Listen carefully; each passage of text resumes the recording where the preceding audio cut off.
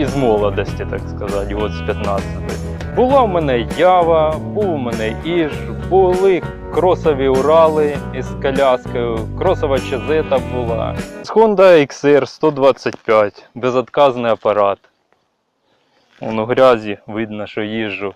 Не жалію його, хороше.